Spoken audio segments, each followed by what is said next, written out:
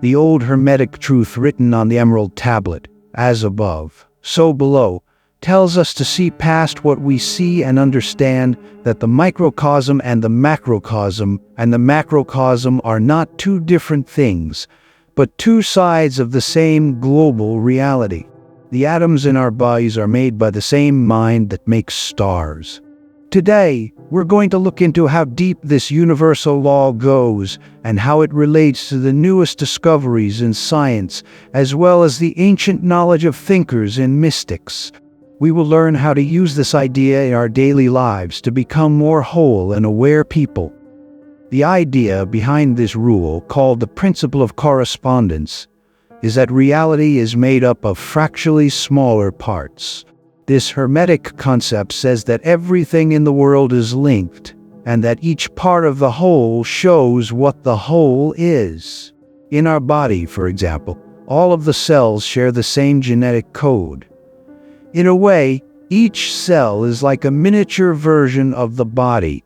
Similarly, the way galaxies move is similar to how atoms and electrons move in their centers. This shows that the universal rules are the same at both the astronomical and subatomic levels. We can think of the universe as a big mirror thanks to the law of correspondence. Look at yourself first if you want to understand truth. In the same way that the macrocosm affects the microcosm, how we feel inside affects the world around us. This is where we find a strong key. When we change what's inside, we change what's outside. From a spiritual point of view, as above, so below helps us fully grasp how everything is connected. Jesus Christ was very smart when he said, "The kingdom of God is within you." Luke 17:21. In the same way that the universe holds the possibility for everything, each person holds the holy seed within them. One can look at the world and make things with their mind at the same time. Every atom is a mirror of the whole universe, and each person is a reflection of the whole universe. Hermetic thought says that each person is a microcosm, or a small universe that connects with and works with the bigger universe as it grows. This shows how important and powerful it is to take care of your own mind, feelings, and thoughts. We also take care of what is outside of us when we do this. As Plotinus said, the more a person knows himself, the more he knows the universe and what lies beyond it. This idea is similar to the Hermetic theory that says we must first reveal the universe inside us in order to understand the universe outside of us. Spiritual theory says that our ideas, feelings, and beliefs shape how we see the outside world. When we're at peace, we see the world as peaceful. When we are fighting, the world around us looks aggressive and out of sync. This knowledge shows that the walls we think exist between ourselves and others, or between people and the world, are not real. We are really a part of something bigger, and what goes on inside us is always affecting what goes on outside. In this way, changing the inner universe changes how we relate to the outer universe. Mystics believe that as above, so below means realizing that everything that exists in the universe also exists in us as a possibility.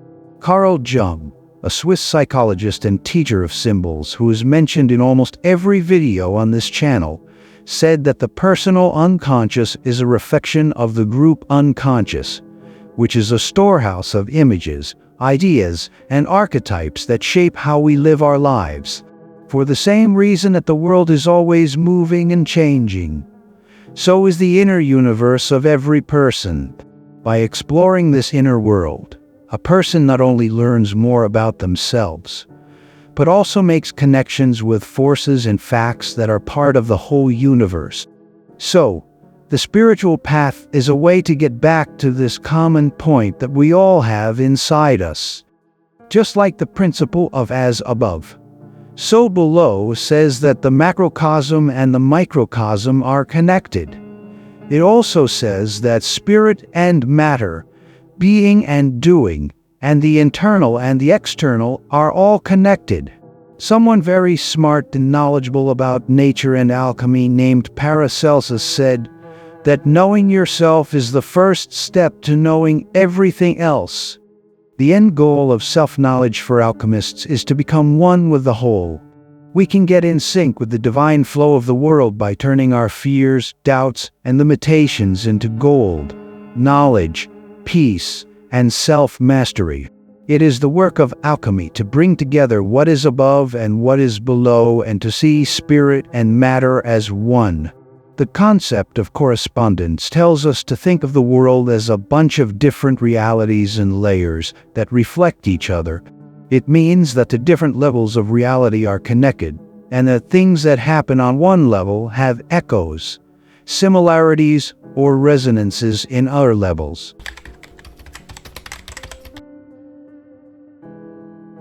In the duality between spirit and matter, the second Hermetic rule shows that spirit and matter are actually reflections of the same basic truth, even though they seem to be opposites.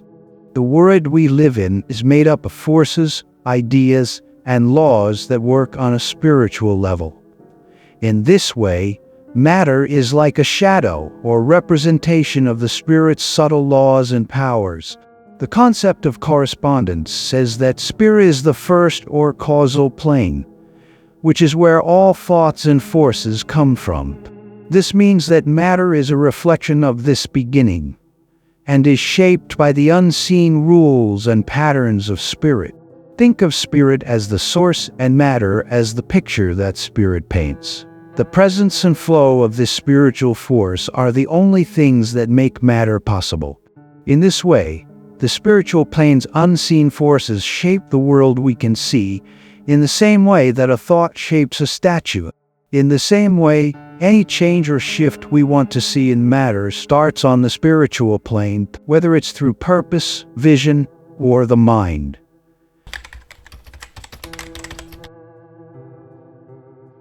Nature is a good way to understand this bond. Think about DNA, a structure that you can't see with the naked eye but holds all the information needed to make a complex living thing. The connection between DNA and the body is like the connection between spirit, which is where information and energy come from, and matter, which is how this nature shows itself. We can change and shape matter to do what we want if we align our thoughts and goals with spiritual rules. However, this does not mean directing or changing the real world. Instead, it is a process of getting things in line. Knowing that matter is just spirit packed down makes us realize that big changes happen when we work directly on the spiritual plane, which means on the level of our goals, thoughts, and beliefs.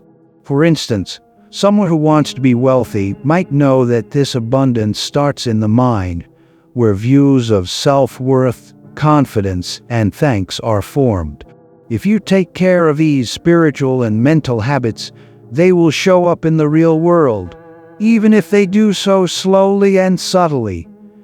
Spirit and matter are always dancing in life. The goal is not to reject one in favor of the other, but to see both and make them work together. Then, real alchemy is combining the spiritual world with the material world, realizing that everything in our lives has a spiritual counterpart and that every spiritual experience can be lived in the material world. This means that our desire for meaning and purpose, which is often linked to the spiritual realm, needs to show up in our everyday lives.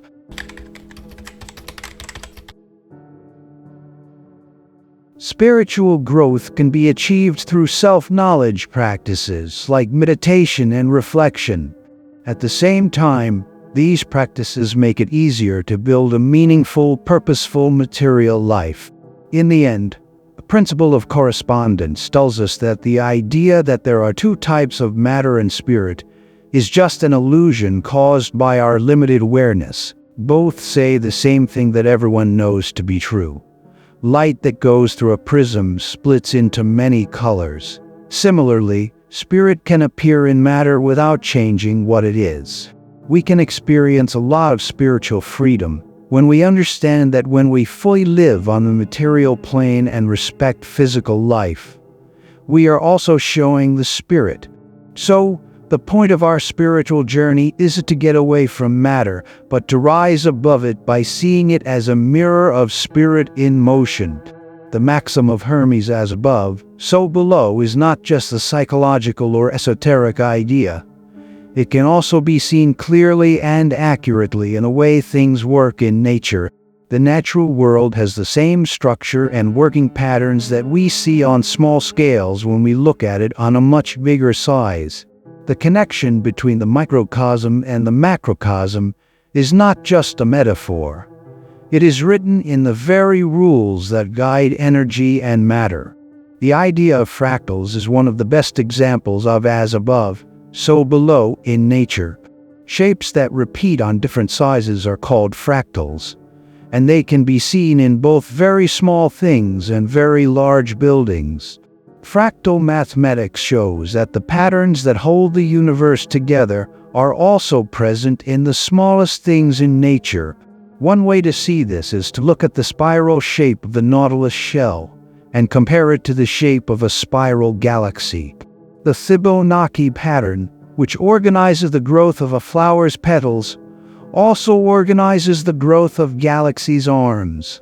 This pattern repeat shows that nature follows a general order, which is what the saying as above, so below means. Many people call this set of numbers sacred geometry. It's like a language of the universe that describes everything from how tiny particles move to how plants grow and how star systems form. All living things, from the tiniest cells to the biggest environments, are controlled by cycles that mirror each other. Being born, growing, dying, and being born again is one of the most common examples. Every living thing goes through a circle in their own lives, just like the seasons change all the time. The vascular system in the human body is like the Earth's water system in a small way. Hearts pump blood to all parts of the body, like rivers that move to the ocean. This keeps the body healthy and connected. The Earth and people are both managed by the same intelligence, as shown by the fact that they both follow the same concept of flow and return.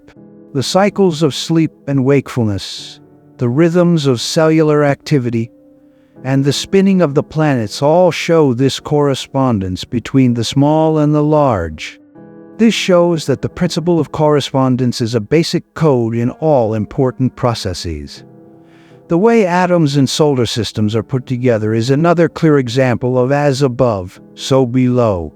With electrons moving around it, the core of an atom is a lot like the sun at the center of a solar system with planets moving around it.